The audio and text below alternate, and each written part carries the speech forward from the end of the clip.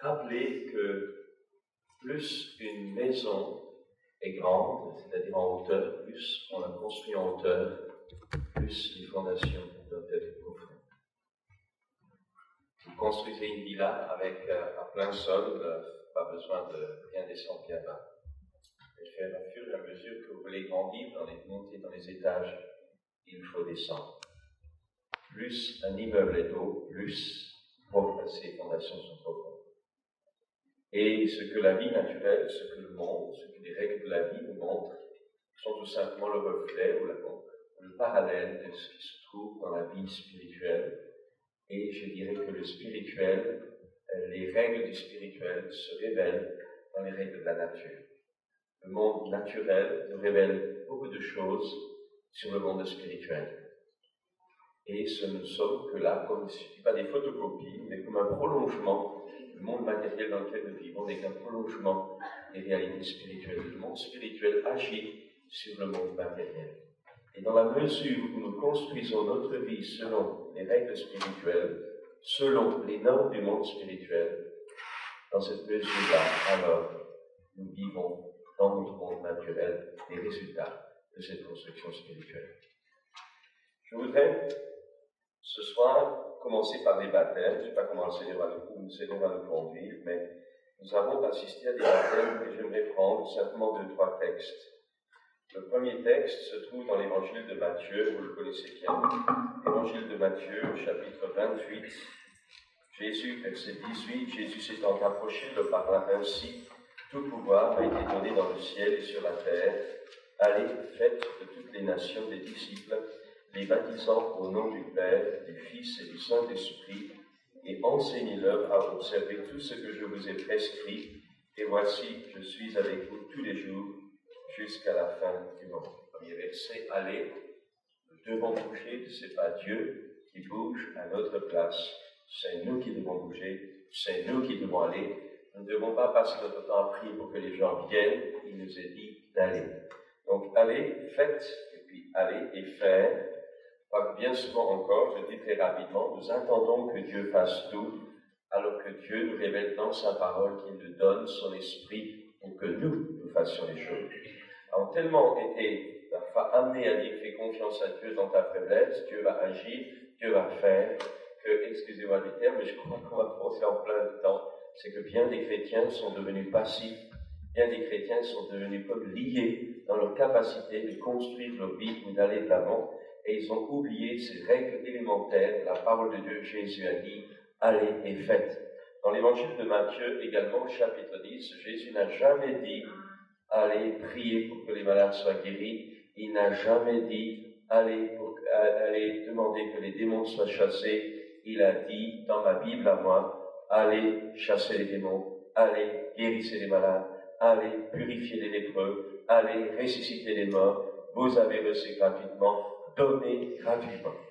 Frères et sœurs, il est important que nous sommes entre chrétiens ce soir, dans ces moments. J'aimerais vous dire qu'il est absolument indispensable que vous compreniez que Dieu est en train de faire un travail de construction d'hommes, de femmes, de jeunes gens qui se mettent à bouger, qui ne sont pas en train, on va dire toujours, d'attendre que Dieu fasse les choses, mais qui ont compris que Jésus à la croix a tout accompli, qui ont été abreuvés de son esprit, qui savent en qui ils croient, qui marchent comme voyant l'invisible, qui commencent à aller de l'avant, et la parole de Dieu dit que tout seul que foulera la plante de notre pied, je vous le donnerai. Mais enfin, Jésus dit, allez, faites de toutes les nations des disciples, et nous l'avons vu, les baptisant au nom du Père, du Fils et du Saint-Esprit, et ensuite la construction, l'édification, et enseignez-leur à observer, c'est-à-dire n'en faites pas des chrétiens, mais enseignez-leur à devenir, à être des disciples, à observer, à mettre en pratique, non pas seulement à savoir,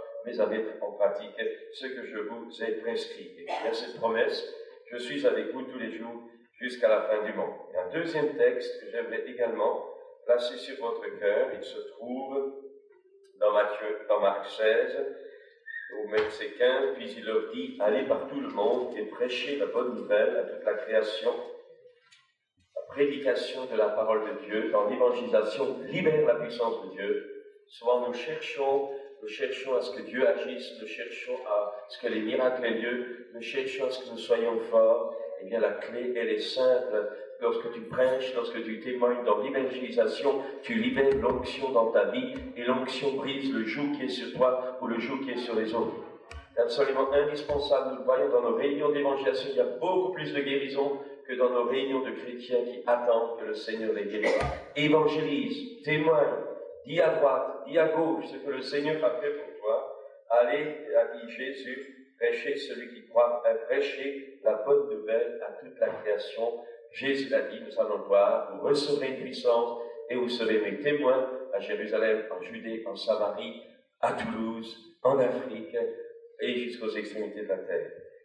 Prêchez, celui qui croira et qui sera baptisé sera sauvé, mais celui qui ne croira pas sera condamné. Et puis voyez, voici les miracles qui accompagneront ceux qui auront cru en mon nom. Et encore une fois, c'est nous qui le faisons, ce n'est pas Dieu qui le fait à notre place, c'est nous qui le faisons. En mon nom, ils chasseront les démons, ils parleront de nouvelles langues, ils saisiront des serpents, s'ils boivent quelque breuvage mortel, il ne leur fera point de mal, ils imposeront les mains aux malades et les malades seront guéris. Le Seigneur, après leur avoir parlé, fut enlevé au ciel, s'assit à la droite de Dieu, et il s'en allait, et regardez maintenant encore, il s'en allait prêcher partout. Le Seigneur travaillait avec eux et confirmait la parole par les miracles qui l'accompagnaient. Ils parlaient, ils agissaient, ils avançaient, et le Seigneur couvrait et couronnait et confirmait leur parole. Et enfin, une autre lecture encore, dans Jean 3, 16, vous connaissez ce texte, mais simplement celui-ci, Jean 3, mais pas Jean 3, 16, Jean 3, verset 3, Jésus lui répondit, en vérité, je te le dis, si un homme ne naît de nouveau, il ne peut voir le royaume de Dieu. Nicodème lui dit, comment un homme peut-il naître quand il est vieux, peut-il rentrer dans le sein de sa mère et naître? Jésus répondit, en vérité, je te le dis, si un homme ne naît d'eau et d'esprit, il ne peut entrer dans le royaume de Dieu. Ce qui est né de la chair est chair, et ce qui est né de l'esprit est d'esprit. Ne t'étonne pas que je t'ai dit qu'il faut que vous naissiez de nouveau. Le vent souffle où il veut, et tu en entends le bruit, mais tu ne sais d'où il vient ni où il va. Il en est ainsi de tout homme qui est né de l'esprit.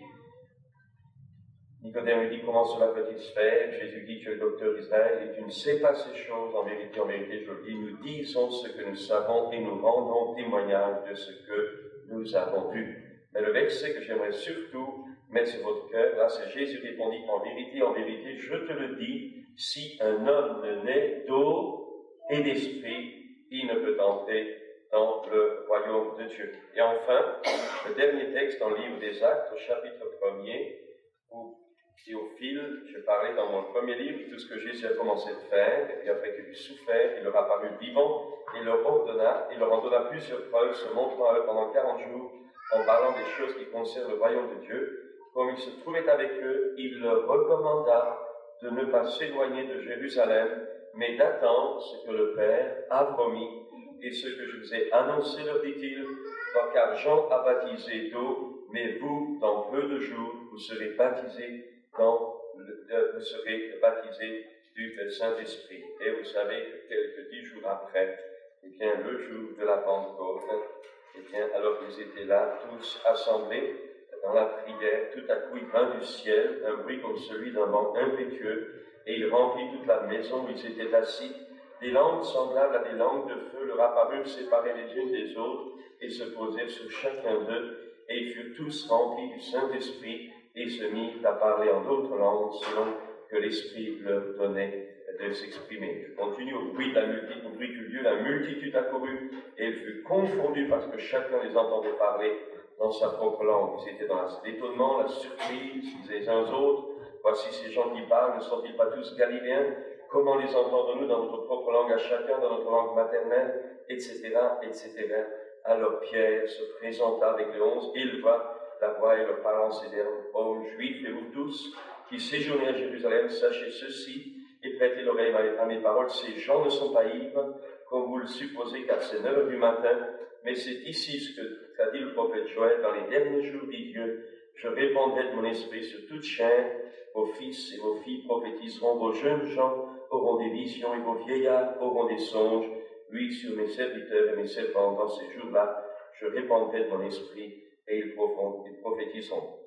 Et plus loin encore, après avoir entendu ce discours, ils eurent le cœur vivement touché, ils dirent à Pierre et aux autres apôtres, Hommes frères, que ferons-nous? Pierre leur dit, repentez-vous, et que chacun de vous soit baptisé au nom de Jésus-Christ, à cause du pardon de vos péchés, et vous recevrez le don du Saint-Esprit. Car la promesse est pour vous, pour vos enfants, et pour tous ceux qui sont au loin, en aussi grand nombre que le Seigneur notre Dieu les appellera. Et par plusieurs autres paroles, il les conjurait, les exhortait, disant, sauvez-vous de cette génération perverse. Ceux qui acceptèrent sa parole furent baptisés, et en ce jour-là, le nombre des disciples augmenta d'environ 3000 âmes. Ils persévéraient dans l'enseignement des apôtres, dans la communion fraternelle, dans la fraction du pain et dans les prières. La crainte s'emparait de chacun, et il se faisait beaucoup de prodiges et de miracles par les apôtres. Donc, je prendrai peut-être dans l'évangile de Jean. Nous connaissons tous ce texte de Jésus, de Jean 3. Si un homme ne naît d'eau et d'esprit, il ne peut entrer dans le royaume de Dieu. Et nous avons, vous comme moi, parlé, cru, entendu toutes sortes d'interprétations en ce qui concerne cette parole d'eau et d'esprit, l'eau de la parole, l'Esprit Saint, etc., etc. J'aimerais ce soir reprendre très simplement devant chacun et chacune la vision que je crois être celle de Dieu pour que les chrétiens d'aujourd'hui soient non pas des chrétiens, excusez-moi du terme, faibles, qui font pitié, mais des hommes et des femmes solides. Des hommes et des femmes qui non seulement craignent pas le monde, mais que le monde craint. Des hommes et des femmes, des jeunes gens et des jeunes filles qui ne sont pas toujours en train de lutter contre le péché, ayant peur d'être entraînés, conduits par le péché ou par les autres, d'être noyés par les autres, mais des hommes, des femmes, des jeunes gens solides qui respirent la solidité, qui respirent l'assurance, qui respirent l'engagement, qui respirent la santé spirituelle, qui communiquent la santé physique, des hommes et des femmes qui sont un phare dans les ténèbres, des hommes, des femmes, des jeunes gens et des jeunes filles qui sont des flammes de feu dans notre génération qui en a tellement besoin, des hommes et des femmes qui ne sont pas hauts et bas comme des courbes de température, mais des chrétiens qui montent jour après jour, ayant conscience de leur propre faiblesse, mais ayant surtout conscience de la puissance de Dieu qui les habite, des promesses que Dieu leur a données en Jésus-Christ, de l'héritage qui est à prendre comme Josué devait prendre le pays de Canaan, qui ont la vision céleste, qui ont appris à regarder dans le monde invisible avant de regarder dans le monde invisible, qui ont appris à développer leur être intérieur, qui ont appris à développer leur vision intérieure, qui ont appris à ouvrir leurs yeux intérieurs pour voir les réalités cachées en Christ, qui ont la vision du monde spirituel pour marcher dans cette vision, comme Moïse nous est-il dit, marcher comme voyant l'invisible, des hommes, des femmes, des jeunes gens qui arrivent à amener les réalités invisibles du Christ dans les réalités visibles de leur vie personnelle, de leur vie conjugale, de leur vie familiale, de leur vie professionnelle, de leur vie matérielle, des hommes et des femmes qui vivent dans le ciel et qui marchent dans la puissance du Saint-Esprit sur la terre. En un mot, des hommes et des femmes qui non seulement sont nés de nouveau, sont morts avec Christ, sont ressuscités avec lui, des hommes et des femmes qui ne sont pas seulement assis en Christ dans les lieux célestes par la foi, mais qui ont été parachutés sur la terre par le baptême dans le Saint-Esprit et de feu, et qui vivent sur la terre dans les choses concrètes de la vie, la réalité de leur position spirituelle en Christ dans les lieux célestes.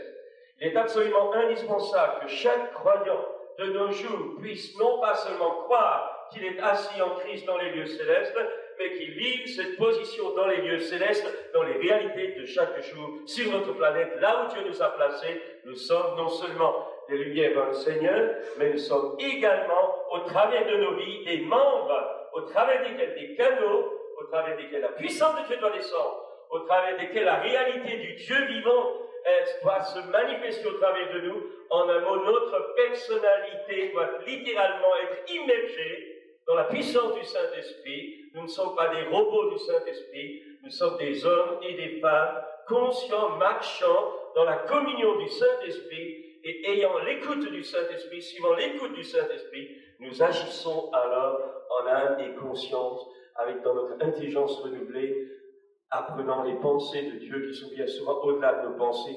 Nous ne marchons plus selon la chair, mais nous marchons selon l'Esprit. Et à ce moment-là, nous voyons des choses se faire que nous n'avons jamais eu auparavant. Mais avant d'aller encore un peu plus loin, je voudrais encore rappeler ceci.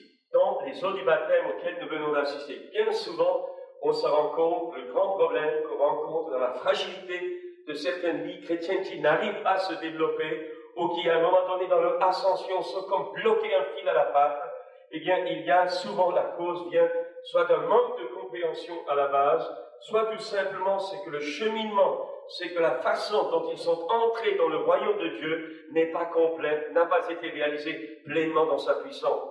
Il n'y a pas seulement les besoins de délivrance des choses du passé auxquelles nous avons ouvert la porte. Il n'y a pas seulement besoin parfois d'hérédités qui doivent être brisées, d'oppressions démoniaques qui doivent être détruites par la confession, par l'abandon de notre vie passée, par la confession à Dieu de nos péchés, par la réparation aussi que bien souvent la repentance nous demande de faire auprès de telle ou telle autre personne, et également la restitution de choses peut-être que nous avons pris autrefois qui n'étaient pas nous et qu'au moment de notre conversion, nous devons restituer. Le pardon de Dieu, la réconciliation avec Dieu entraîne la réparation envers autrui et entraîne la restitution de bien des objets. Bien des vies n'arrivent pas à avancer parce que tout simplement, Seigneur, pardonne-moi, mais on n'a pas rectifié le mal qu'on a fait, on n'a pas réparé ce qu'on devait faire, on n'a pas restitué ce qu'on devait prendre, ou on n'a pas brisé des jougs dans lesquels nous nous étions mis autrefois quand nous étions enfants de colère comme les autres. Mais je voudrais ce soir parler tout particulièrement des assises profondes que vous et moi, nous devons avoir. Lorsque nous voyons le mot d'ordre de Jésus, plutôt quand Nicodème vient le voir, et cet homme dira, mais qu'est-ce qu'il faut que je fasse, etc. Jésus dira, si un homme ne naît d'eau et d'esprit. Nous savons tous, et dans le livre du jour de la Pentecôte, nous l'avons lu quand les gens se tournent vers Pierre et disent, homme frère, que devons-nous faire? Pierre leur dit, et c'est la première chose bien sûr, repentez-vous. Repentez-vous et soyez pour le pas. Repentez-vous. La repentance. La repentance, c'est quelque chose de réel. La repentance n'est pas d'abord quelque chose d'émotionnel. La repentance, ce n'est pas parce que je pleure que je me repens réellement, et ce n'est pas parce que je ne pleure pas que je ne me repens pas. La repentance, c'est d'avoir pris conscience que le chemin que j'étais en train de suivre, l'état dans lequel je me trouve, la marche dans laquelle je m'oriente, les objectifs qui sont les miens, je réalise à ce moment où les méthodes que j'utilise ne sont pas celles de Dieu. Et la repentance, c'est de reconnaître que finalement, je suis sur un mauvais chemin, et que finalement, la méthode que j'utilise, le chemin que je suis, les actions que je fais, les paroles que je dis, l'état de mon cœur est contraire à celui de Dieu. Je reconnais, en arrivant à la repentance, je reconnais ce que je suis, ce que je fais, là où je suis est mal, et je regrette, je veux que ça change. Il y a se repentir, si vous voulez, c'est plus que regretter. Se repentir, c'est réaliser qu'on fait fausse route. Se repentir, c'est se ressaisir un petit peu, comme le fils prodigue qui dit, mais je suis fou, je mange même pas la nourriture des cochons, et les serviteurs de mon père, ils ont de quoi manger chaque jour. Qu'est-ce qu'il dit? Il y a une prise de conscience que sa vie est fichue. Il y a une prise de conscience que sa vie, finalement, c'est médiocre, c'est de la médiocrité. Que sa vie, finalement, c'est le résultat à l'échec dans toutes les dimensions de son avenir. Et ce garçon dit, je suis fou, je me lèverai. La repentance, c'est réaliser, finalement, qu'on est en dehors du coup. C'est réaliser qu'on peut faire de l'espouf, mais qu'on est, finalement, vide. La repentance, c'est prendre conscience de ma position qui est en dehors de Dieu. Et la conversion, c'est prendre la décision de changer de direction. Et le Fils a dit, je me lèverai. Vous savez, il n'y a pas seulement la repentance c'est également suivi de la décision d'action. Rappelez-vous toujours que Dieu nous demandera toujours de faire quelque chose. Le paralysé qui était là dans la synagogue, Jésus lui dit, lève-toi. Il aurait pu lui dire, tu es guéri. Il lui dit, lève ta main. Et parce qu'il a levé la main, il a été guéri. Dans toutes les choses de Dieu, il faut bien le comprendre, il y a la part de Dieu, il y a toujours la part de l'homme. Dieu n'a jamais fait de nous des robots. Ça, ce sont les religions orientales. Ça, c'est l'occultisme. Ça, c'est la magie. C'est tout ce qui est anti-chrétien, si vous voulez.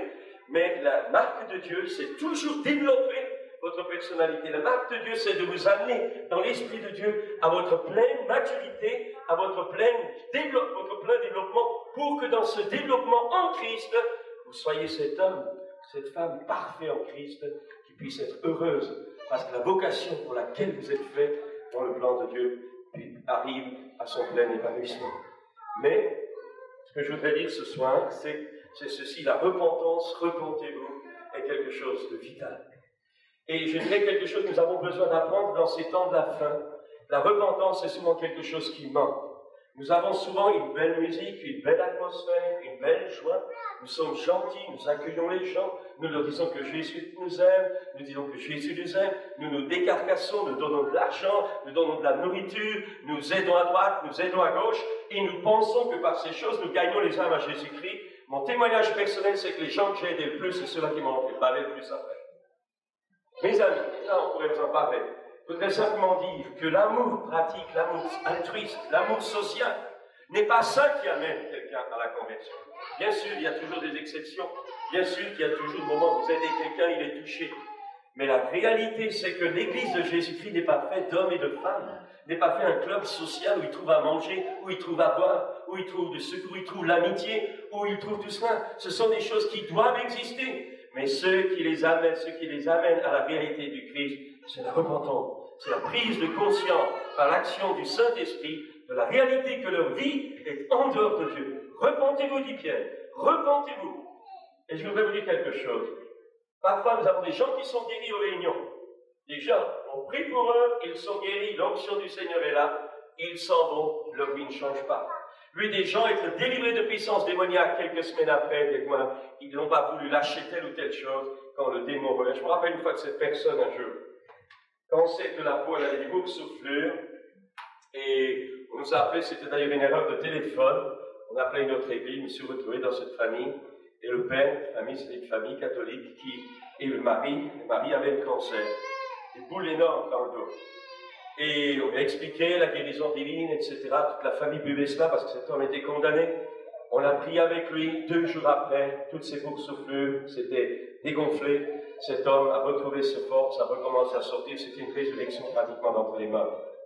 Et ses enfants sont venus à l'église, sa femme est venue à l'église, on suivi aux réunions, et puis un jour, la gosse, elle avait à cette époque-là 15 ou 16 ans, est rentrée à la maison. Papa, dans 15 jours, il y a des baptêmes dans l'église, je veux me faire baptiser. Et à ce moment-là, vous auriez vu cet homme qui retrouvait la santé, qui remarchait, qui ressortait, qui était tout heureux. Vous auriez vu cet homme se lever. Il y a sa fiche l'interdit, nous sommes catholiques, nous mourons catholiques. Le lendemain, il s'est réveillé, toutes les boursouflures dans son dos. La famille, le lendemain, quand ils ont téléphoné, et vous savez, je voyais tout le monde interloqué, personne ne savait de quoi il s'agissait. Enfin, personne disait mot, moi je ne comprenais pas. Et puis c'est la grand-mère qui m'a pris à part et dit, frère, il faut que je dise, avant-hier soir, ma petite fille est rentrée, je me suis baptisé, mon grand m'a dit non. Je ne voulais pas. Je peux vous dire, nous avons eu beau prier après 15 jours après cet homme était mort. J'ai vu des gens, quand Dieu touche, j'ai vu des gens être guéris, j'ai vu des choses incroyables, mais quand la personne méprise ainsi le don de Dieu, ou quand la bénédiction vient, à ce moment-là, les réalités, quand la personne n'a plus besoin d'être guérie, à ce moment-là, vous voyez les réalités du cœur. Et quand la personne lâche, et si la maladie revient, dans mon petite expérience pastorale, j'ai rarement vu quelqu'un guéri de nouveau. Sauf si elle n'avait pas vraiment réalisé. On ne joue pas avec Dieu. Ce sont des choses simples.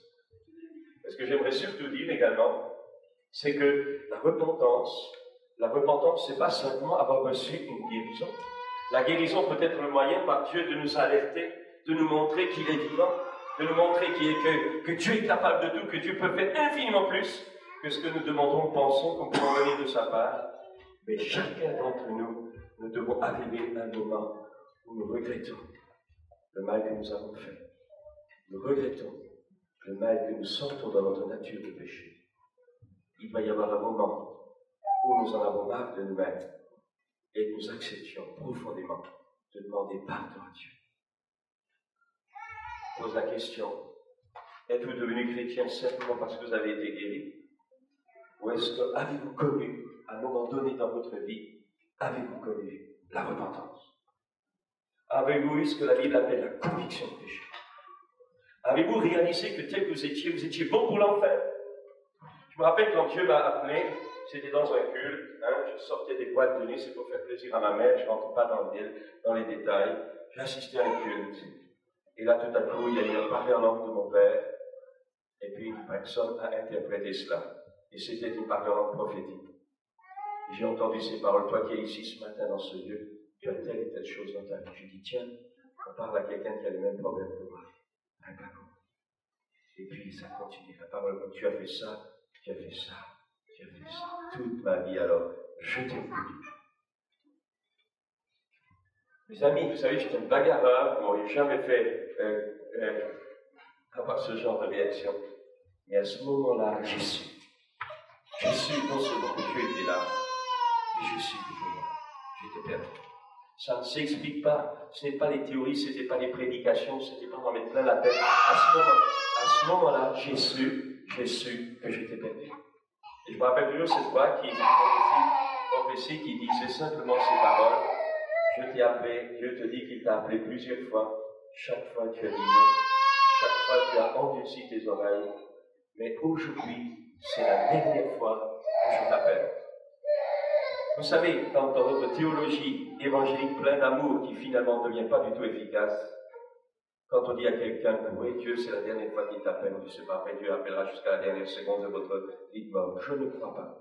Ce jour-là, j'ai su qu'il fallait que je capitule.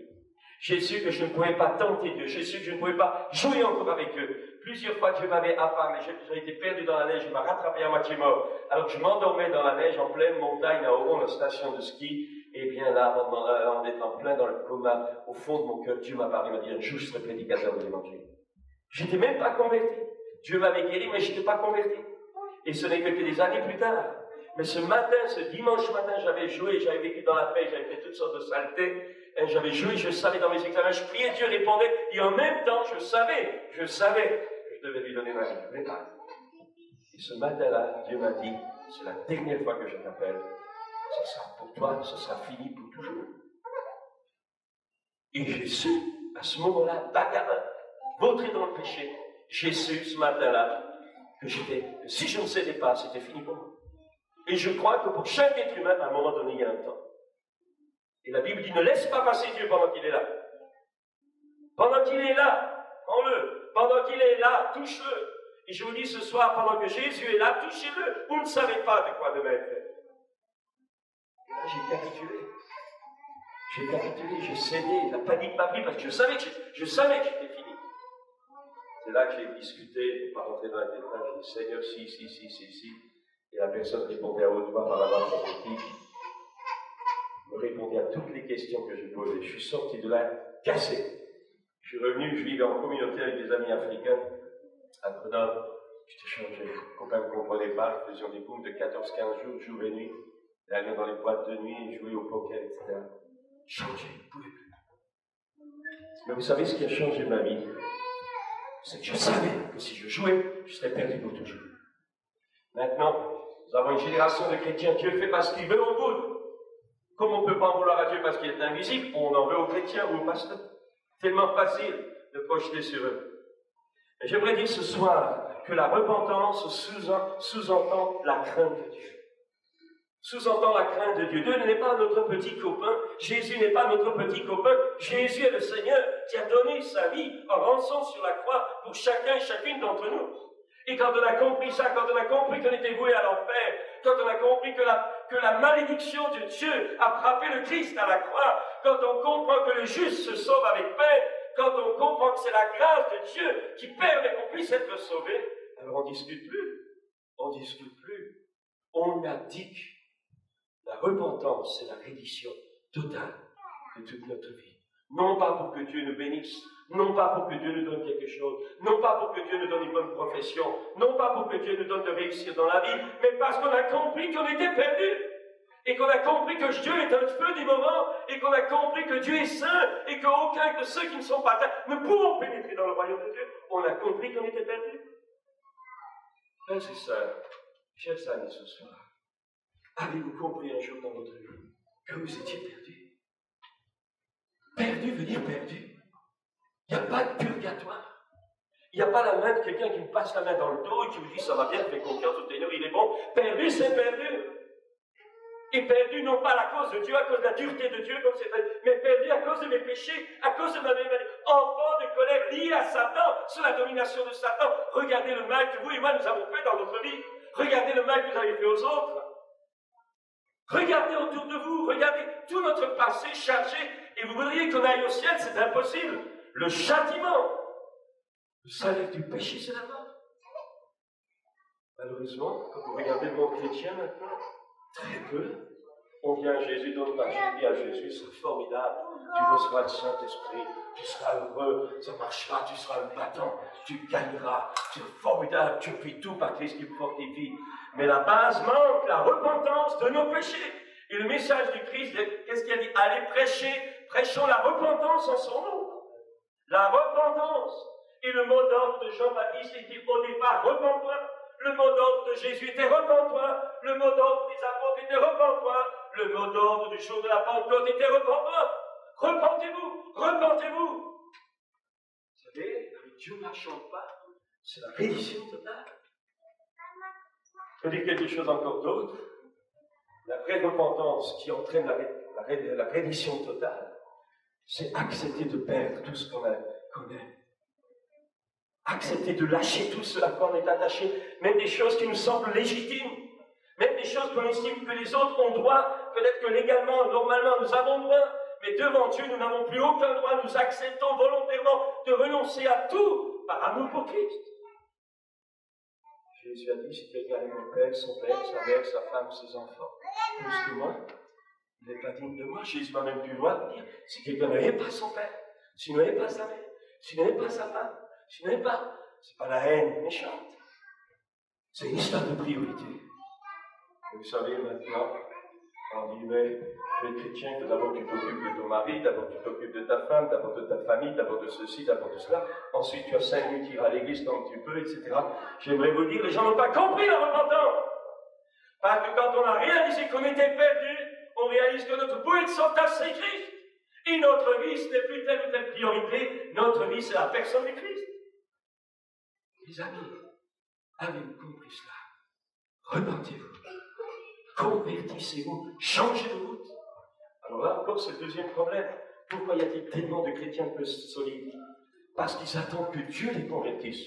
On attend que Dieu me change. On attend que Dieu change mes pensées. On attend que Dieu change mes raisonnements. On attend que Dieu nous donne la foi. On attend. Il y a des gens qui ont attendu toute leur vie quand ils ont fini. La seule témoignage qu'ils ont laissé, c'est des chrétiens lamentables qui, à leur vie de mort, avaient un caractère atroce, dont même les familles inconverties en parlent encore. J'ai vu des chrétiens vont marcher 40, 50 années avec le Seigneur, mais quand vous assistez à leur mort, c'est atroce. Un mauvais caractère, elles ne se maîtrisent plus, elles laissent libre cours à tous leurs sentiments, à tout ce que Dieu n'a pas pu faire dans leur vie. Maintenant, ça explose. Le témoignage est sali. Donc voilà. Conversion veut dire faire tout. Quand nous naissons de nouveau, je vais en parler dans quelques instants, c'est notre être intérieur qui naît de nouveau. Ce n'est pas notre corps. Notre corps attend la rédemption de dire. Nous bénéficions des effets de la nouvelle naissance, mais notre corps attend sa résurrection, sa métamorphose, sa transfiguration. Mais notre être intérieur, lui, par la nouvelle naissance, est recréé. Il naît de nouveau. Notre intelligence ne naît pas de nouveau au débarrage. C'est nous qui devons transformer par la lecture de la Bible, par la prière, par l'obéissance. C'est nous qui devons amener toutes nos pensées captives à l'obéissance de Christ. Et si vous dites, mais moi j'ai des mauvaises pensées, bien, il faut apprendre à lutter contre elles. Il faut apprendre à dire non à telle pensée. Il faut vous remplir de la pensée de Christ. Il faut vous immerger dans la Bible. Il faut lire la Bible. Il faut prendre du temps dans la prière. Il faut prendre du temps dans la Bible. Il faut renverser les raisonnements qui sont contraires à celles de la Bible et les renverser et mettre à leur place les raisonnements de la Bible. Ça, c'est notre travail. C'est jamais Dieu qui va le faire. L'apôtre Paul utilisera un langage biblique. Il dira, nous amenons toute pensée captive à l'obéissance de Christ. C'est nous qui le faisons, c'est pas Dieu. Et Dieu nous a donné la force de le faire, parce que notre être intérieur a été recréé. La nature divine nous a été donnée. Notre esprit est passé de la mort à la vie. Mais je voudrais continuer. Repentez-vous. Convertissez-vous. Changez d'orientation. Je veux dire simplement par là que c'est nous qui devons maintenant bouger dans notre chemin. C'est nous qui devons entrer dans l'eau. Et pourquoi il y a toujours des gens qui attendent que Dieu les pousse? Il y a des gens qui pensent que parce que c'est Dieu, tout est facile. Je voudrais vous dire que les choses de Dieu les plus fortes sont souvent au démarrage les plus difficiles. Il faut rentrer dans l'eau. Quand les sacrificateurs, quand Josué est rentré en Canaan, ils ont dû traverser le Jourdain avec la nouvelle génération. Et il nous a dit que Josué a dit aux sacrificateurs de porter l'arche et d'entrer dans l'eau, et l'eau du Jourdain coulait. Mais quand les sacrificateurs ont mis les pieds dans l'eau, à ce moment-là seulement l'eau s'est arrêtée. Et si tu veux voir la gloire de Dieu, il faut que tu commences à bouger dans la foi, et à ce moment-là, l'eau de l'obstacle sera arrêtée. Mais il faut que tu bouges, il faut que tu fasses, il faut que tu ailles, il faut que tu parles, il faut que même que tu fasses des gestes. Comme Moïse, quand il a levé la main, Josué dans la vallée était en train de gagner la bataille contre Amalek. Mais quand Moïse baissait les bras parce qu'il était fatigué, c'était Amalek en bas qui gagnait la bataille. Mes amis, et dans la Nouvelle Alliance, c'est pareil. Il ne faut pas croire que le Dieu de la Nouvelle Alliance est différent de l'Ancien. Nos gestes physiques sont extrêmement importants. Il y en a qui disent que c'est pas digne, c'est peut-être pas digne à tes yeux, mais une main levée dans l'intercession, dans l'Esprit de Dieu, a une puissance qui dépasse les kilomètres, qui dépasse les milliards de démons. Une main levée dans l'Esprit de Dieu entraîne des conséquences dans le monde spirituel, qui fait que dans ta vie matérielle, tu as la victoire. Et si tu dis, moi, c'est les Américains qui lèvent les mains, moi, je ne les lève jamais, ben, lève pas les mains, mais ne viens pas te plaindre si tu es vaincu. Mes amis, je suis un peu carré, mais vous allez comprendre que je vais en arriver. Je vais en arriver, j'espère. Allez tout à l'heure, parce que l'Esprit de Dieu descend. Frères et sœurs, repentez-vous, convertissez-vous, et faites-vous baptiser pour le pardon de vos péchés. Souvent, c'est aussi un peu, j'allais dire, c'était, encore un petit peu, mais c'est pas, souvent ma théologie était, crois au Seigneur Jésus, lève ta main, je dis oui Seigneur, je te donne ma vie, je suis né de nouveau. Et je me demandais toujours pourquoi on enfantait des chrétiens plus ou moins faiblards qui n'avancent pas. Pourquoi? Parce qu'on se rend compte qu'il y a une succession d'étapes comme une maison. Il y a d'abord creuser, il y a d'abord ouvrir, ensuite il faut mettre du béton armé, ensuite il faut mettre le sol, ensuite il faut monter. Eh bien la même chose, il faut que nos fondations soient installées profondément dans les réalités profondes de la parole. Et quelles sont ces réalités? Repentance, conversion, baptême d'eau. Qu'est-ce que ça veut dire baptême d'eau? Nous l'avons vu, je résume, l'engagement d'une bonne conscience envers Dieu. L'engagement, une alliance. Une alliance. Une alliance. Une alliance dans l'ancien, si vous voulez, pour le peuple hébreu, une alliance, c'était pour la vie et la mort. Alliance avec le faible pour le fort. Alliance, c'est-à-dire liée à la personne avec laquelle je m'allie. Ses biens deviennent les miens, mes biens sont les siens. Ses intérêts deviennent les miens, mes intérêts deviennent les siens. La protection est assurée, quels que soient les problèmes. Alliance. Le baptême est un engagement. Souvenez-vous que vous tous qui avez été baptisés un jour, mais pensez maintenant aussi à tous ceux qui ont été baptisés et qui ensuite sont partis, se sont perdus dans la nature. Et ils ont oublié l'alliance. Ils ont cru comme tant d'autres, oh Dieu, on dit bon, après tout, Dieu c'est pas bien méchant, Dieu est tellement bon que oui, c'est pas bien important, ah non, c'est pas bien important. Non, nous sommes liés par nos paroles, et le baptême est un engagement profond, lié au Dieu vivant, et lié à sa parole. Donc, si je respecte l'alliance, la bénédiction de Dieu est là, et si je méprise l'alliance, à ce moment-là, la malédiction vient. Mes amis, quand vous prenez le peuple d'Israël, qui était sous l'alliance de Dieu, prenez ensuite tous les problèmes qu'ils ont vécus, tout simplement parce qu'ils avaient transgressé l'alliance que Dieu avait faite avec leur Père. Le baptême, c'est plus que cela encore. Le baptême, c'est, dit la Bible, l'immersion dans la mort avec Christ. Ça veut dire quoi? Quand le peuple hébreu est arrivé à la mer Rouge, les Égyptiens ont voulu les poursuivre. Ils avaient été sauvés de l'ange exterminateur par le sang qui était sur le linteau des portes, mais ils n'étaient pas libérés définitivement des Égyptiens. Et quand arrivés à la mer Rouge, les Égyptiens ont voulu les rattraper. C'est à ce moment-là que sur l'ordre de Dieu, la mer Rouge, donc le vent s'est levé, la mer Rouge a été partagée, les Hébreux sont passés, les Égyptiens qui ont voulu les rattraper sont également passés dans la mer Rouge. Et à ce moment-là, Dieu a fait descendre sur eux, rabattre sur eux les eaux, les flots de la mer, et toute cette armée égyptienne fut engloutie jusqu'au dernier homme. Qu'est-ce que je veux dire par là? La mer Rouge n'est pas simplement un symbole. La mer Rouge n'est pas simplement un engagement. La mer Rouge, le baptême n'est pas seulement un symbole, un engagement. Au moment où ces bien-aimés tout à l'heure ont été baptisés dans l'eau, c'est la troisième étape d'une vraie conversion. C'est la troisième étape de vrai fondement de base, de départ. Ils ont été littéralement mis à mort. Ils ont été plongés, immergés dans la mort du Christ. Et je voudrais dire, nous parlons beaucoup de la puissance du Saint-Esprit, la puissance de résurrection du Christ, mais je voudrais dire qu'il faut absolument redécouvrir la puissance de la mort du Christ. Il y a une puissance dans la mort du Christ. C'est dans la mort qu'il a entraîné. C'est dans sa mort qu'il a entraîné nos péchés. C'est dans sa mort qu'il a entraîné la malédiction. C'est dans sa mort qu'il a entraîné notre nature de péché. C'est dans sa mort qu'il a entraîné les droits du malin. C'est dans sa mort qu'il a entraîné la malédiction. Il est mort. Il est mort. Et la puissance de cette mort peut avoir tous les effets dans notre vie. Vos péchés, mes péchés, ma nature de péché, votre nature de péché, notre passé, tout cela a été englouti dans la mort du Christ, dans la puissance de sa mort.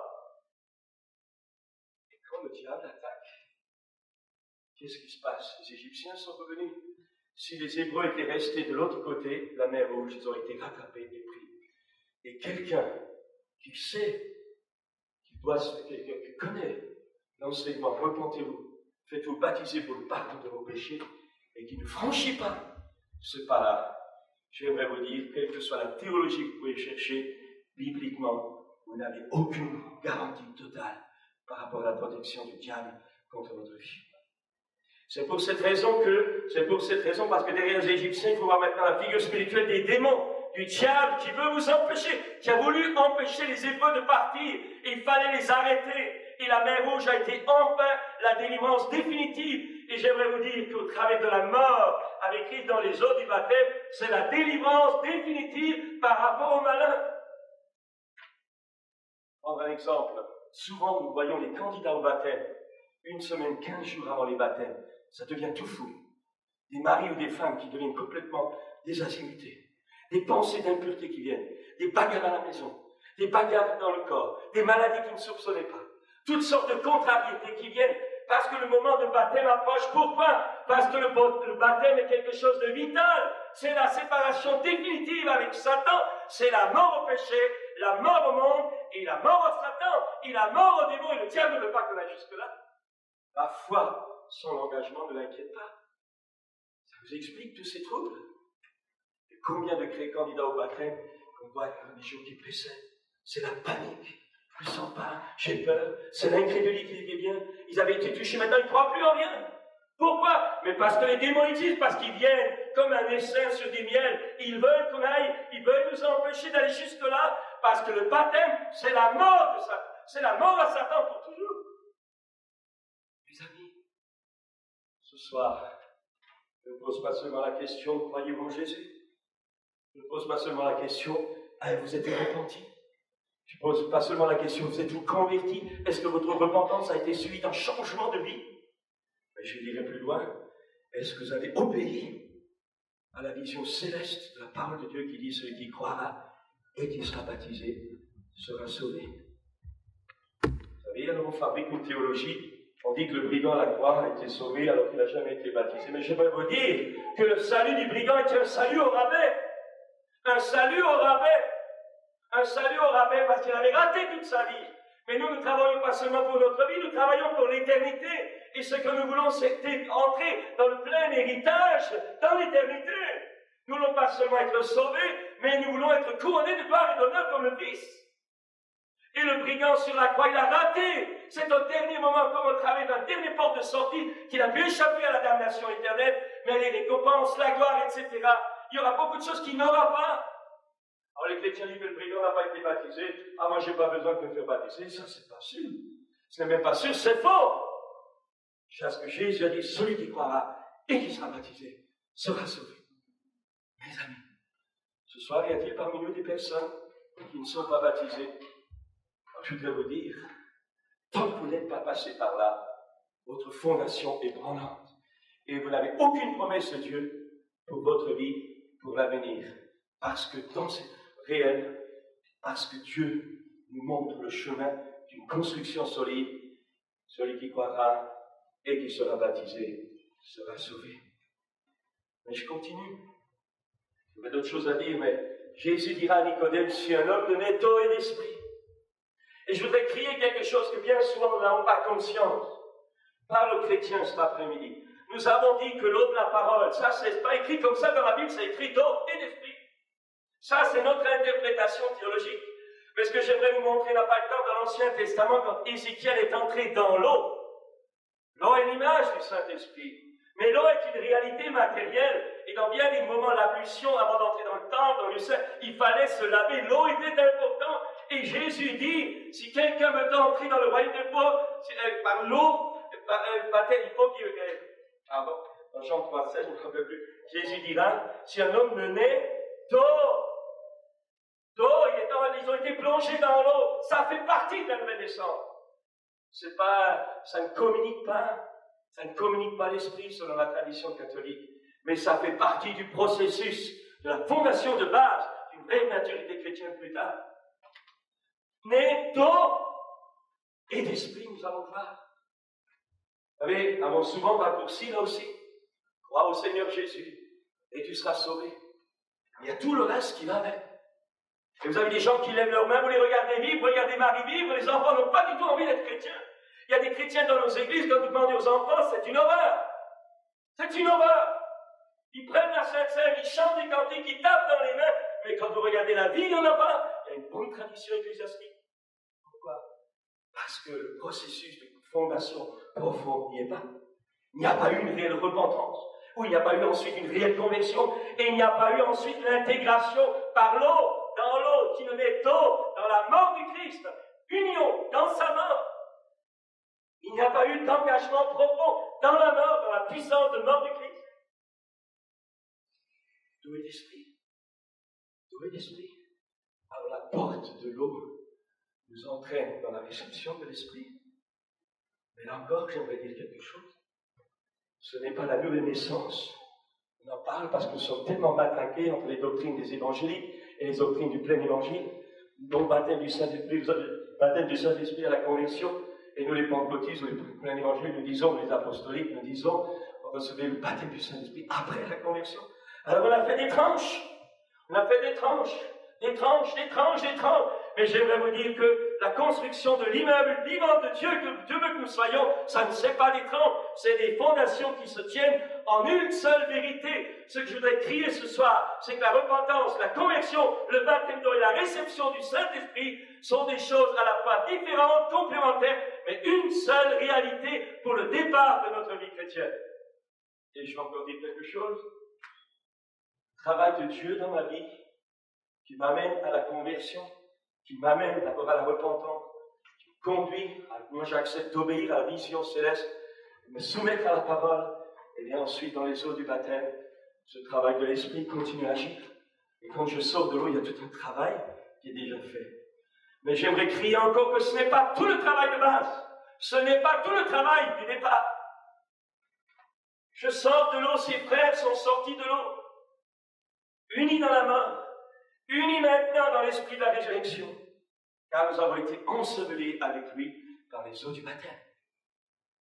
Mais qu'est-ce que nous dit l'Église nous dit aussi l'eau et l'esprit. Alors je sais qu'on peut faire toutes sortes de choses, mais j'aimerais maintenant reprendre l'enseignement, uniquement l'enseignement des Écritures.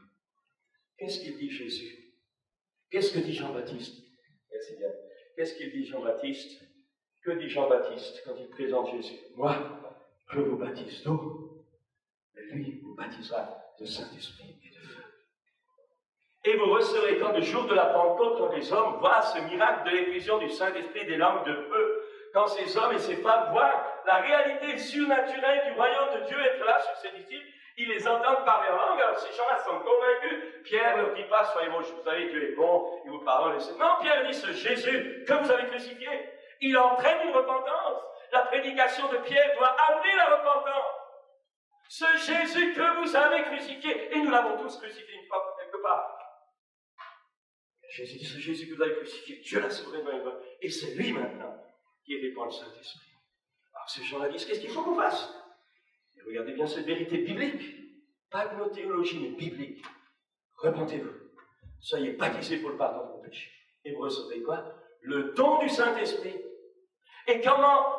Et qu'est-ce que c'était pour ces 3000 personnes qui ont entendu, qui ont accepté? Qu'est-ce que c'était le don du Saint-Esprit? Un Saint-Esprit par la foi? Crois que tu l'as reçu par la foi, il n'y a qu'à regarder la médiocrité de bien des vies chrétiennes pour voir que leur foi est zéro.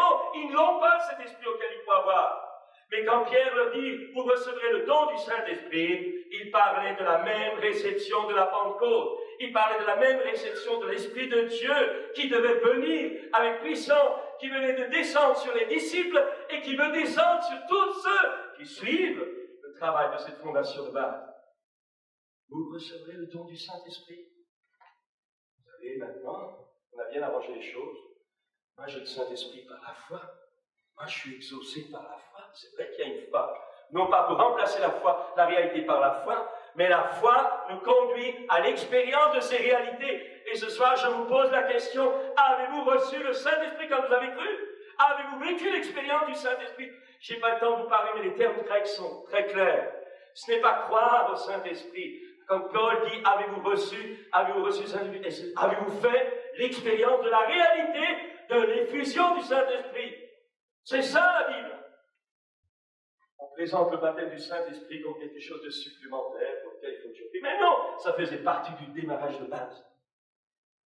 Mes amis, ce soir, j'aimerais vous rappeler que l'Évangile n'a pas changé et qu'il nous faut revenir aux réalités de base, la repentance, la conversion, le baptême et la réception du Saint-Esprit. Et quand le Seigneur nous baptise dans son esprit, c'est le sceau de Dieu, c'est la réponse de Dieu à notre conversion et à notre engagement. Le baptême de l'Esprit de Dieu est le sceau de Dieu d'approbation de notre filiation divine par rapport, c'est le sceau de Dieu sur notre filiation divine. C'est le sceau de Dieu. Je suis enfant de Dieu. Il dit à ce moment-là, mais quitte de sa puissance. Vous allez me dire, mais les disciples ont attendu. Il y en a qui attendent, il y en a qui sont baptisés du Saint-Esprit avant le baptême d'eau. Corneille l'a eu comme ça. Et qu'est-ce que Pierre a dit? Pouvons-nous empêcher le baptême à ceux qui viennent d'être? Et il ordonna que Corneille et tous les siens soient baptisés. Vous retrouvez de nouveau les mêmes fondations de base.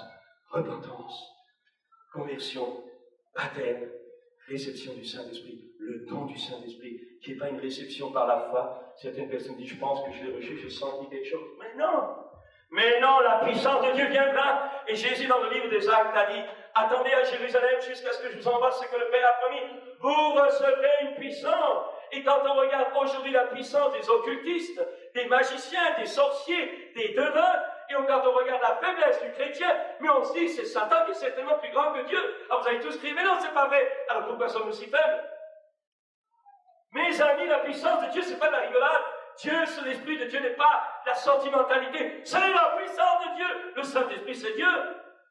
Et aucun démon, aucune magie, aucune divination, aucun miracle mensonger ne peut résister à une vraie onction du croyant. Pourquoi est-ce que je dis cela? Parce que de plus en plus, on nous a parlé du nouvel âge, on nous a parlé de la débandade, on nous a parlé de la société. Ce que je voudrais dire cet après-midi, c'est que de plus en plus, nous allons à la rencontre de ce qu'on pourrait appeler une confrontation de royaumes. Ils ont montré à la télévision, nouvel âge, des gens qui marchent sur le feu, des miracles, les Tibétains, les marabouts en Afrique, les sorciers en Afrique, les marabouts en Afrique du Nord et en France et partout. Les gens font des miracles, le diable fait des miracles, il fait des guérisons, il fait des choses extraordinaires. Il y a des sorciers qui se métamorphosent. Nous avons sur une des cassettes, vous pouvez la commander vidéo, l'interview d'un sorcier qui s'est converti, qui est devenu pasteur d'une de nos églises. Il se dédoublait, il faisait des voyages astraux, il tuait. Les gens voyaient un éléphant attaquer, c'était lui qui se transformait. On lui a posé toutes sortes de questions. Comment ça s'est fait? C'est une cassette formidable. Comment? Je vous dis que le diable guérit. Je vous dis que le diable donne des révélations. Je vous dis que le diable donne des prophéties. Je vous dis que le diable fait des choses extraordinaires. Le diable fait des miracles. Et nous allons être confrontés aux miracles des démons. Nous allons être confrontés aux guérisons démoniaques. Et si vous et moi, nous sommes faibles et que nous n'avons rien, c'est le diable qui va gagner. Et Jésus a dit, vous recevrez une puissance. Vous recevrez une puissance. Vous recevrez une puissance. Alors ne dites pas, je n'ai pas le droit de dire que je l'ai, si ma vie est une vie de médiocrité. Ce n'est pas vrai, je ne l'ai pas reçu. Il ne faut pas se culpabiliser, mais il faut être vrai. Et dit, Seigneur, moi j'en ai marre de me porter sur une vie chrétienne médiocre, il n'y a pas de flamme, il n'y a pas d'engagement, je suis lié par la convoitise, je suis lié par le monde, je suis lié par les êtres, je suis lié par ma passivité, j'ai peur de tout le monde, j'ai peur d'afficher la couleur. Seigneur, donne-moi ton feu, mais donne-moi ce feu. Ça manque le feu dans le peuple de Dieu. Pas chez vous à Toulouse, mais chez nous. C'est ça. Combien de gens ont peur de prier en public? Combien de gens peuvent afficher la couleur dans leur école? Combien d'enfants de chrétiens qui ont suivi le catéchisme, qui ont été adolescents, qui ont fait nos camps, nos colos, quand ils se trouvent à l'école ou en fac, c'est terminé, le feu est éteint, ils ont peur, ils ont suivi une bonne doctrine évangélique, mais ils n'ont pas la puissance. Ils parlent en langue parce que ça c'est facile, mais la vraie puissance. Mes amis, je voudrais vous dire ce soir, ton Dieu t'ordonne que tu sois puissant. Quelqu'un de naît d'eau et d'esprit, alors dit voilà, j'entre dans l'eau, je reçois l'esprit par la foi. Alléluia, je suis plus que vainqueur. Une semaine après, on me récupère à l'ambulance évangélique. Et je ne dis pas ça méchamment, mais je dis que c'est le cas de la majorité des chrétiens maintenant. Avant, il y avait une minorité de gens qui étaient faits. Maintenant, c'est de plus en plus. Pourquoi? Parce que les bases ne sont plus justes. La base est une vraie repentance. La base est une vraie conviction. La base est une vraie application. La base est un vrai engagement dans les eaux du baptême. Et je vais vous donner deux exemples très pratiques des eaux du baptême. Je me rappelle, je crois que je l'avais donné ici dans cette église, je me rappelle cette personne qui m'avait prié, qui avait été guérie, puis son mari, il avait hémorroïdes. On a prié pour lui imposer, il n'avait rien du tout. Le jour où enfin il a accepté d'entrer dans les eaux du baptême, quand il est sorti, on a prié pour lui, instantanément guéri. Rappelez pour ceux qui étaient là, cette jeune femme, il y a quelques mois dans l'église, elle était là sur l'estrade, avec d'autres sœurs qui étaient en train de se faire baptiser. Et elle a témoigné devant nous tous que Jésus avait fait, elle avait été guérie, elle a dit qu'elle aimait Jésus, elle aimait, c'était merveilleux, tout le monde la croyait convertie, et c'est probablement qu'elle l'était. Mais au moment où, descendant les marches du baptistère, elle est entrée dans l'eau, au moment où ses chevilles ont touché l'eau, elle a été foudroyée sur place, inanimée dans les eaux du baptême. La salle était pleine, imaginez comme campagne d'évangélisation, il y avait mieux, croyez-moi. Là, inerte dans les eaux du baptême, les bras en croix. Inerte dans le coma au moment où elle est entrée dans l'eau du baptême. Je vous dis ce soir que les eaux du baptême, c'est une puissance. Et le diable n'aime pas. Le diable ne supporte pas le baptême. Il ne le supporte. Il supporte le baptême enfant, mais pas le baptême adulte. Il a fallu, vous savez, 20 minutes ça a duré. Moi j'étais là en train de faire chanter ces anciens qui baptisaient, puis tout à coup je vois les chrétiens qui me font comme ça. Je dis, mais qu'est-ce qu'ils ont tous à me pointer du doigt? Je me retourne. Et je vois cette jeune femme inerte. Et les chrétiens anciens qui commencent à lier et à chasser. Au moment, moi je viens vers eux, et au moment où on commence à prier, voilà qu'une voix d'homme sort de la gorge de cette femme. Je pars pas, c'est ma maison, je pars pas. 2 minutes auparavant sur l'estrade, elle témoignait qu'elle aimait Jésus et que Jésus avait sauvé sa vie. Et voilà que dans les eaux du baptême, un démon que personne ne soupçonnait était là et s'est manifesté. Mes amis, ce sont des réalités vécues. Ça nous dérange, ça nous gêne, mais ce sont des réalités. Le baptême est une frontière que le malin ne peut pas, le malin veut nous empêcher de franchir. Chers amis, ce soir, où en sommes-nous? Où en sommes-nous? Notre génération doit être une génération radicale. Il n'y a plus de compromis possible. Il n'y a plus, excusez-moi du terme, du dilettantisme possible. Si tu veux voir la gloire de Dieu, il faut que tu te donnes vraiment. C'est important. Seigneur, tu es là. Maintenant, je continue encore. Ceci. Quand le jour de la Pentecôte, donc, quand l'Esprit de Dieu descend, à ce moment-là se réalise ce que le prophète Joël a dit, dans les derniers temps, dit Dieu, je répandrai mon esprit sur toute chair.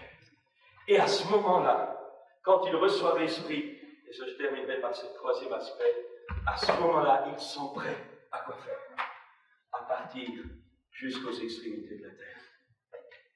Pas seulement à Toulouse, pas seulement dans le quartier ici de Toulouse, mais dans toute la ville, dans la région, Jérusalem, Judée, Samarie, extrémité de la terre. Mes amis, nous passons par le raccourci, vous savez, dans le temps, eh bien, je disais peut-être, je parle comme un peu les vieux, il y a de mon temps, avant d'être dans le ministère, il fallait être utile pour le service de Dieu, il fallait d'abord être baptisé du Saint-Esprit, il fallait avoir ça. Maintenant, tu as de la bonne volonté, alors on pousse les gens à y aller. Et en cours de route, ils sont fauchés, les uns après les autres. Mes amis, l'évangile n'a pas changé. Repentez-vous, convertissez-vous, faites-vous baptiser pour le pardon de vos péchés, et ensuite recevoir le don du Saint-Esprit. Ce n'est pas recevoir le Saint-Esprit en tant qu'action qui nous conduit à la nouvelle naissance, c'est recevoir le résultat total, définitif, le point sur le i de la nouvelle naissance, qui concrétise la nouvelle naissance, c'est la réception du baptême de puissance. Vous recevrez une puissance, ça dit Jésus. Vous recevrez une puissance. Mes amis, ce soir, avez-vous reçu la puissance? Je ne dis pas parlez-vous de la puissance, je ne dis pas écoutez-vous des cassettes sur la puissance, écoutez-vous des radios, écoutez-vous des livres sur la puissance, il y en a assez. On est trop enseigné, on en sait trop et on a malheureusement très peu vécu. Et je voudrais vous dire qu'aujourd'hui, Jésus est le même, la puissance de Dieu est la même, le don du Saint-Esprit est le même. Et les résultats, le fruit de ces choses-là, c'est le même. Don spirituel, parler en langue, interprétation, prophétie, parole de connaissance, parole de sagesse, guérison, miracle. Jésus n'a pas changé. Il est le même hier, aujourd'hui, éternellement. Puissions-nous, au travers de ce moment de baptême, comprendre cela. Et maintenant, comment y arriver? C'est simple. C'est y aller jusqu'au bout. Demander, chercher, frapper. Pendant que nous demandons avec foi, pendant que nous cherchons avec persévérance, pendant que nous frappons avec assurance, il y a tout un travail dans notre personnalité, dans nos raisonnements, dans notre nature, dans notre cœur. Il y a tout un travail au fond de nous-mêmes qui se fait. Et quand le travail de Dieu est suffisamment accompli en nous, lorsque ce vase de terre est enfin suffisamment propre pour être envoyé, à ce moment-là, le feu descend. Et je voudrais dire, j'avais des années, des mois de conversion, terminé par ce témoignage, et j'avais des luttes, des hauts, des bas. J'avais expérimenté un certain accouchement du Saint-Esprit, et même eu, à un moment donné, une certaine visitation qui me faisait parler en langue, et ça s'était étiolé. Je me disais, mais c'est ça le baptême du Saint-Esprit. Je m'armonnais un petit peu, on me disait, tu sais, il faut que tu parles en langue. Alors je disais, blablabla. Je me sentais pauvre après. Je sentais quelque chose qui n'était pas.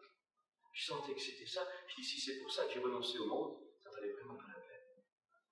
Et j'ai traîné ça pendant plusieurs mois. Et un jour, notre église organisait une réunion de baptême dans l'esprit, une réunion de prière. Et je me rappelle, moi, j'étais censé avoir reçu le don du Saint-Esprit, alors j'étais au fond. J'étais frustré parce que j'avais baragouiné 2-3 mots en langue. Alors on m'a dit, toi tu es baptisé du Saint-Esprit. Mais tu es sincère. Mais moi dans mon cœur, je disais, mais c'est quand même pas ça quand je lis la Bible, qu'est-ce que c'est? Et j'étais assis au fond. Et je me rappelle simplement d'une chose. J'avais faim et j'avais amené quelqu'un au Seigneur, elle était devant, cette personne était devant. Dans les rangs de devant, on imposait les mains à ceux qui attendaient le baptême dans l'Esprit. Et je me rappelle à un moment donné, quand un serviteur de Dieu a posé les mains sur cette personne, j'ai prié à haute voix, Seigneur, maintenant, que ton Saint-Esprit descende sur elle. Au moment où j'ai hurlé ça, le ciel s'est ouvert, la puissance de Dieu m'a descendu, a traversé mon crâne, ma tête, mon être tout entier. Le ciel était ouvert, et je peux vous le dire, je l'ai vu comme une image mentale, je ne sais plus comment je l'ai vu, mais à ce moment-là, la puissance de Dieu m'a traversé les cailles, c'est comme si mon cerveau s'était ouvert. J'ai été uni au Christ Seigneur dans le ciel, et à ce moment-là, ma prière en langue s'est transformée, ma prière en français s'est transformée en prière en langue. J'étais uni à Jésus le Seigneur qui venait de me baptiser du Saint-Esprit. J'étais uni, c'était une union de vie, c'était pas une union de foi, c'était la vie. Le ciel était ouvert, j'en tremblais, le feu de Dieu descendait, l'onction du Saint-Esprit descendait. Mes amis, Jésus n'a pas changé. Jésus n'a pas changé. As-tu reçu la puissance? Ne dis pas que tu l'as, si tu ne le vois pas, c'est faux, c'est pas de la foi, c'est du mensonge. C'est du mensonge. Regardez la défaite des chrétiens dans les écoles, la défaite des chrétiens dans les travaux, la honte. Écoutez-moi, un jour je vais vous dire quelque chose. Un jour j'ai appris, une dame chrétienne de notre église a été amenée à l'hôpital. Elle était dans une chambre à 3 lits, 3 ou 4 lits. Il y avait 3 inconvertis qui étaient là, 3 dames.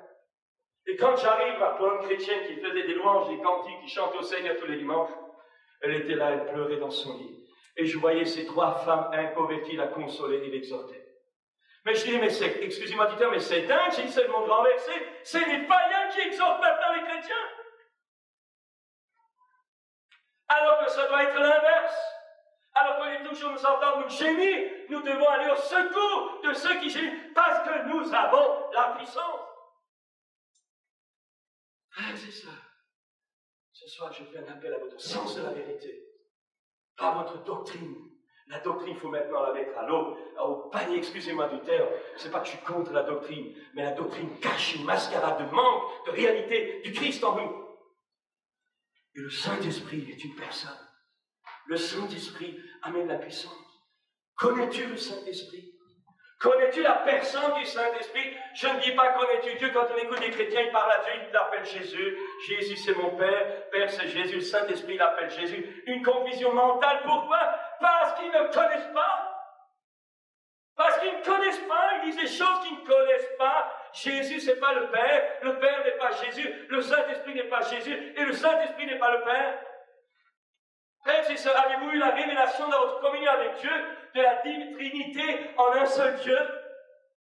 Savez-vous la différence qu'il y a entre le Père, le Fils et le Saint-Esprit? Pourtant les trois sont un. C'est pas de la théologie, c'est la réalité du Saint-Esprit qui vous révèle ces choses dans le sanctuaire divin de Dieu. Et quand vous parlez au Père, c'est pas Jésus. Et quand vous parlez à Jésus, c'est pas le Père. Et quand vous êtes en communion avec le Saint-Esprit, vous n'êtes pas force, vous ne parlez pas au Père. Quoique le Saint-Esprit parle au Saint-Esprit, vous êtes unis au Père et au Fils. Mais dans la révélation, dans la réalité de la vie, ce n'est pas la même chose. Frères et sœurs, ce soir, j'aimerais vous dire que la faiblesse des chrétiens vient faute de révélation. Et la révélation, c'est pas écouter les enseignements. La révélation, c'est une révélation surnaturelle du Saint-Esprit. Quand vous recevez la révélation de Dieu, vous recevez la vie de cette révélation. Et parce que beaucoup de gens n'ont pas de révélation, ils n'ont pas la vie. Ils parlent de la vie, ils ne l'ont pas. Oh mes amis, excusez-moi, je suis parti, mais je voudrais simplement dire des choses. Oh, nous voulons ce soir que le feu de Dieu descende sur cette ville de Toulouse, sur cette ville de côté de Marseille, là, où ils viennent les Marseillais avec leur accent, là. Martigues, hein, et ailleurs, où vous voulez. Il faut que Dieu nous propulse dehors. Il faut que Dieu nous propulse dehors. Il faut que Dieu nous propulse dehors par la puissance du Saint-Esprit. Parce que Jésus n'a pas changé. Et si nous grandissons ici, alors mes amis, en une seule génération, le bassin méditerranéen, le monde connu d'alors, fut évangélisé. Et nous maintenant, nous avons tous les médias, satellites, télé, radio, vidéo, cassettes, toute la multiplication des traductions des langues. On a tout. Jésus vient bientôt. Alors, pendant qu'il fait jour, Seigneur, donne-nous ton feu. Seigneur, donne-nous ton feu. Seigneur, j'en ai marre du vie chrétienne médiocre. J'en ai marre de toujours pleurer. J'en ai marre de toujours jouer l'enfant gâté. J'en ai marre de toujours jouer le frustré, le pleureur. J'en ai marre d'avoir toujours des problèmes avec les démons. Seigneur, maintenant, remplis-moi. Seigneur, vois-moi. Seigneur, donne-moi cette assurance. Ton Dieu t'ordonne que tu sois puissant. Car tout est à vous. Et vous êtes à Christ. Et Christ est à Dieu. Alors je vous propose de prendre le terrain. Ça, c'est le terrain de base. Et je vous propose de prendre ce terrain. Là, vous sentez que sur ces fondations de base, il y en a un qui vous échappe, ou il y en a une qui vous échappe. Alors ce soir, n'hésitez pas. Vous êtes à repentir réellement. Et repentez-vous devant Dieu.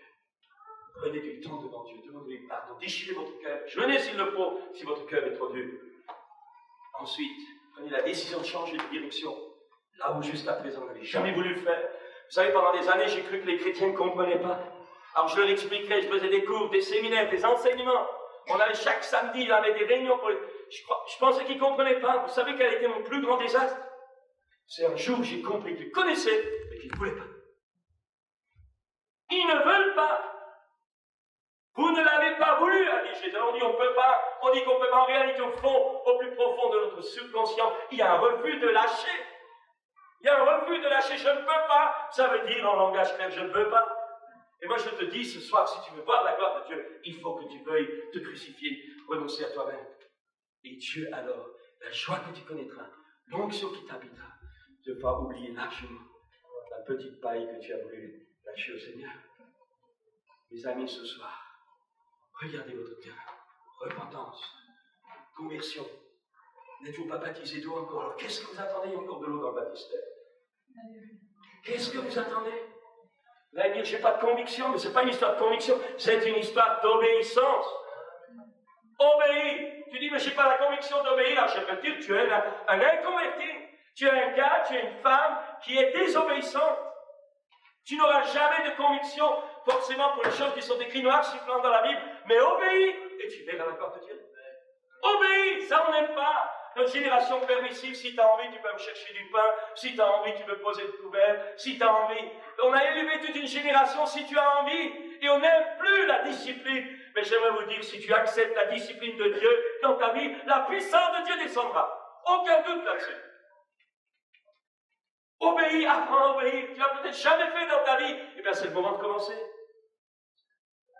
C'est le moment de commencer, parce que tu pourras faire ta forte tête, tu iras quand même en enfer.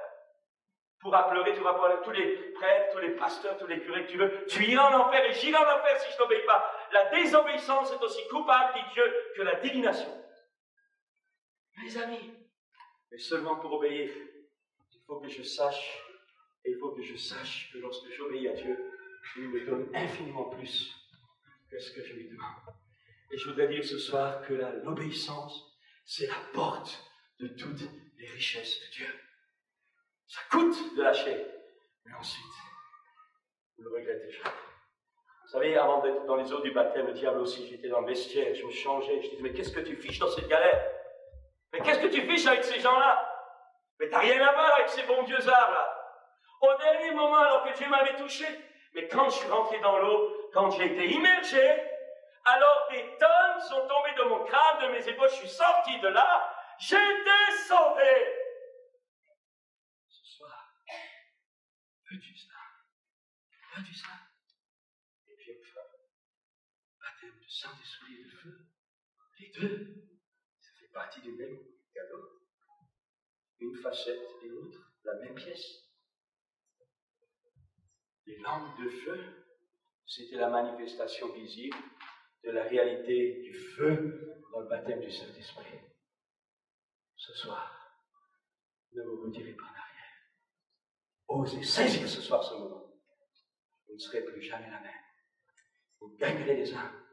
Je ne sais pas combien vous êtes dans vos églises, mais chacun de vous gagne une âme par année, ce qui, à mon avis, est lamentable. Mais si vous gagnez seulement une âme par année, chaque année, une église va doubler. Regardez, quand il y en a un qui gagne une âme en 10 ans, on dirait qu'il a gagné l'Everest. Mes amis, la puissance de Dieu n'a pas changé. Je voudrais vous le dire, notre Dieu est vivant. Il est vivant, le Saint-Esprit et la puissance de Dieu. Il n'y a aucun démon, aucune puissance, aucune personne dans ce monde qui peut se mesurer au Saint-Esprit. Et tu dois recevoir le Saint-Esprit. Vous recevrez une puissance, vous recevrez la puissance, et vous serez mes témoins, et vous guérirez les malades, vous chasserez les démons, vous purifierez les lépreux, vous ressusciterez les morts. Allez, a dit Jésus. Et je termine parce que sinon je vais avoir des ennuis avec le papa. Et il est allé en mission. Vous savez, il dit toujours, vous dites que vous n'avez pas d'appel pour l'étranger, et il dit, est-ce que vous avez un appel pour rester en France? Ça change les données là, hein? Et je voudrais vous dire qu'il faudrait que votre église puisse être missionnaire. Plus des jeunes et des moins jeunes se lèveront. Il y a des travails de diaconat, il y a des travails pour plein d'évangiles, il y a des travails de prédicateurs, mais il faut se former. Il y a du travail pour tous. Mais commencez d'abord ici. Prouvez d'abord ici. Gagnez les âmes ici. Ne laissez jamais un trou ici d'abord. Et une fois que vous aurez trouvé vos remplaçants, et si l'Esprit de Dieu vous appelle quelquefois un appel, avec l'approbation de votre alors j'aimerais vous dire que la moisson est blanche. La moisson est grande. Il y a peu d'ouvriers. Un jour, un jeune est venu. Moi, je voudrais partir en mission. Il dit, c'est combien votre salaire? Vous avez une sécurité sociale et ma complémentaire. Et puis, est-ce qu'il y a un truc pour le rapatriement sanitaire? J'avais envie de dire, fiche le camp vite avant que je me fâche. Et c'est ça, la génération moderne. On leur a tellement dit, et quand ce n'est pas les jeunes, c'est les parents. Vous savez, mon fils, ma fille, est-ce que vous avez bien prévu sécurité, assurance, tout risque, etc., etc. Vous croyez que Jésus était affilié à Mondial Assistance? Mais non, mais non! On dit, mais chez nous, il n'y a pas de miracle. Mais c'est normal, il n'y a pas de miracle parce que le diable et le monde et les raisons du monde ont détruit notre foi. On ne sait plus ce que c'est que de dépendre de Dieu seul. Si tu dépends d'un salaire, si tu dépends de choses, tu n'as pas encore, tu dois dépendre de Dieu. Même si tu as un salaire, c'est Dieu ta source. Et si tu dépends de Dieu pour ta santé, si tu dépends de Dieu pour ta vieillesse, si tu dépends de Dieu pour ta retraite, si tu dépends de Dieu pour ton logement, si tu dépends de Dieu dans ton engagement, tu ne seras jamais déçu parce que Dieu est fidèle. Et en plus de ça, il a la puissance de rester fidèle parce que nous. Ce soir, j'aimerais vous dire, avant de parler de l'Afrique, ou terminer, je voudrais parler ici, sur Toulouse, la région, sur Martigues, la région, vous qui venez peut-être d'églises différentes, mais les âmes, vous savez, ils n'ont pas la couleur de la ville. Et puis ensuite, si Dieu voulait, votre église sera bénie. Une église missionnaire est une église qui est bénie. Des jeunes qui se lèvent en mission, Dieu en les remplace 2 fois plus à la maison. Oh, vous savez, la mission du monde. Allez jusqu'aux extrémités de la terre, a dit Jésus. Il n'a pas dit allez dans votre coin.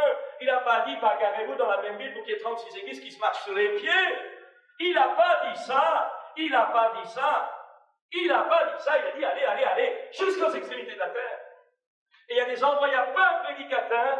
Et on a fait des statistiques, vous avez des missionnaires dans les endroits bien calmes, bien tranquilles, bien au chaud, bien civilisés. Hein. Vous avez des villes où il y a je ne sais pas combien d'églises, et il y a des endroits dans notre pays de France où il n'y a pas une église évangélique. Mais personne ne veut y aller parce que ça coûte, parce qu'il faut lâcher des ailes, parce qu'on n'a peut-être pas de machine à laver à ce moment-là, parce qu'on a une vieille cuisinière qui ne marche pas toujours, parce qu'il faut vivre entre 4 murs, etc. On n'a pas l'oseille, on n'a pas l'oseille. Pourtant, on nous a parlé de la doctrine de la prospérité. Alors nous, tant que je ne suis pas prospère, j'y vais pas. Mais c'est pas ça. Ton Dieu veut que tu ailles. Ton Dieu veut que tu ailles. C'est fini 2 bâtons. Vous savez comment Jésus les a formés à la fois? Ne prenez ni bâton, ni bourse, ni sandales. Pas de rechange. L'ouvrier mérite sa salaire. Et il nous faut maintenant des hommes et des femmes qui ne veulent pas toute leur sécurité à l'arrière, mais des hommes et des femmes pionniers, dont Dieu est la sécurité, qui partent avec rien et qui à l'arrivée trouvent tout par leur foi. Mes amis, ce soir, où en sommes-nous? Ah, la vision. Vous savez, un jour, il y a quelqu'un qui m'a dit, pas moi qui le dis, c'est quelqu'un qui était doué dans la publicité chrétienne pour soutirer, émouvoir les cœurs des pauvres petits chrétiens. Montre un petit ventre d'Africain avec un gros ventre. Fait une affiche, ce petit, chaque jour tant de meurt. Les gens donnent. Les gens donnent. Montrez-leur un petit gamin qui a fait semblant de mourir ou qui meurt. Il y en a qui meurent, je ne sais pas que la réalité. Les gens donnent. Mais demandez-leur pour une école, pour former des missionnaires. Demandez-leur d'envoyer des ouvriers dans la moisson. Les gens ne donnent plus. Ils donnent pour un petit enfant qui meurt. Et par leur manque d'intelligence, ils empêchent d'envoyer des ouvriers dans la moisson. Et des millions d'âmes chaque année vont en enfer à cause des chrétiens qui vivent une sentimentalité et qui n'ont pas compris le principe moteur d'envoyer des ouvriers dans la moisson. C'est incroyable. Alors on se dit, oh, je t'aime, ah, je vais envoyer un petit truc. Mais je vous dis, la plus grande chose que vous pouvez faire, c'est soutenir des missionnaires. C'est y aller. Si vous ne pouvez pas y aller. Parce que chaque âme qu'un missionnaire sort, c'est une âme qui sort de l'enfer. Tandis que vous nourrissez un gosse, c'est pas évident qu'il soit sauvé. Ça, c'est l'humanisme. Nous ne mettons pas un beefsteak dans le plat de quelqu'un, nous amenons le salut, et s'il n'a pas son beefsteak et qu'il est sauvé, il va au ciel. Mais si vous lui amenez le beefsteak qui n'a pas de salut, il aura mangé son beefsteak, mais il ira droit en enfer, et vous serez responsable. Et je serai responsable. Et Dieu me donnera le sang. Et moi, je pense que là-haut, il y aura des problèmes énormes. Parce que les gens n'ont pas fait ce que Dieu leur a demandé. Mes amis, vous avez tout ça. Vous avez tout. Consécration, c'est le thème. C'est le thème d'aujourd'hui. Consécration. Consécration à quoi? Consécration à quoi? Mes amis, Jésus a dit, vous recevrez une puissance. Alors on y va. Seigneur, en ton nom. On est des mauviettes, on ne peut rien. Mais avec toi, tout est possible. C'est ce que Caleb et Josué ont dit quand ils sont allés voir Canaan avec les 10 autres espions. Les 10, ils ont dit, il n'arrivera pas, ils sont trop grands, trop forts, vous êtes des fanatiques, vous êtes des dingues. Maintenant, on est au XXe siècle. Si vous acceptez de tout perdre pour Jésus, Dieu n'est le débiteur de personne. C'est pas moi qui le dis, c'est Jésus qui le dit. J'arrête maintenant par là avant que vous jetiez dehors. Mais Jésus a dit, si quelqu'un perd son père, sa mère, sa femme, ses enfants, sa maison, ses biens, ses parents, à cause de moi, qu'est-ce qu'il dit, pauvre petit frustré? Moi, on m'aime pas, moi, on me rejette, il n'y a pas d'amour chez les chrétiens. Mais vous comprenez, tout ça, c'est de la religion au panier, ça. Qu'est-ce qu'il a dit Jésus? Il en retrouvera beaucoup plus. Pas dans l'éternité seulement, mais dans ce siècle présent. Et si vous avez renoncé à ce qui vous bloque dans votre œuvre de Dieu, Dieu vous redonnera au centuple dans ce siècle présent et pour l'éternité. Mais Jésus a quand même été honnête, il a dit avec des persécutions. C'est vrai? C'est vrai. Mais pourquoi ne voulez-vous pas de persécution puisque c'est un sujet de gloire? Pourquoi ne voulez-vous pas la persécution puisque c'est à travers la persécution que vous êtes fortifié et que Dieu peut vous donner une onction supplémentaire? Et enfin, pourquoi ne voulez-vous pas la persécution puisque Jésus lui-même l'a accepté? N'êtes pas plus que Jésus. Mais dans toutes ces choses, nous sommes plus que dans le Seigneur. Alors je termine. Ne trouvez pas que ça vaille la peine d'être chrétien? Ne trouvez pas que ça vaille la peine? Vous regardez là. Mais ça vaut la peine d'être chrétien. Vous savez, il y en a qui disent d'être chrétien, je suis frustré de mort, il faut aller à l'église le dimanche, il faut le lever. Mais non! C'est la puissance de Dieu! C'est le royaume de Dieu en action! Oh, quand vous voyez un démon qui part, quand vous voyez une âme qui pleure sur ses péchés, quand vous voyez un baptême de conversion, quand vous voyez la guérison, mais c'est merveilleux d'être chrétien! Vous le connaissez, ce prédicateur canadien, américain, qui essaie de prêcher en français. Ralph Roberts, vous ne savez pas? Alors je vais vous apprendre son petit chant. Sinon, vous allez m'attendre à la sortie. Il dit, n'est-ce pas chouette d'être chrétien, n'est-ce pas chouette? N'est-ce pas chouette d'être chrétien, n'est-ce pas chouette? N'est-ce pas chouette d'être chrétien? Lundi, mardi, mercredi, jeudi, vendredi, samedi, tout le dimanche, oui, c'est chouette. Je vous répète, d'être chrétien, oui, c'est chouette. Je vous répète, d'être chrétien, oui, c'est chouette. Je vous répète, d'être chrétien, lundi, mardi, mercredi, jeudi, vendredi, samedi, tout le dimanche. Oui, c'est chouette. Oui, c'est bon d'être chrétien, oui, c'est bon. On y va? Oui, c'est bon d'être chrétien, oui, c'est bon. Oui, c'est bon d'être chrétien, lundi, mardi, mercredi, jeudi, vendredi, samedi, tout le dimanche, oui, c'est bon. Je vous répète, d'être chrétien, oui, c'est bon. Oui, c'est bon. Je vous répète, d'être chrétien, oui, c'est bon. Je vous répète, d'être chrétien, lundi, mardi, mercredi, jeudi, vendredi, samedi, tout le dimanche, oui, c'est bon. N'est-ce pas chouette d'être chrétien? Avec vous. N'est-ce pas chouette? N'est-ce pas chouette?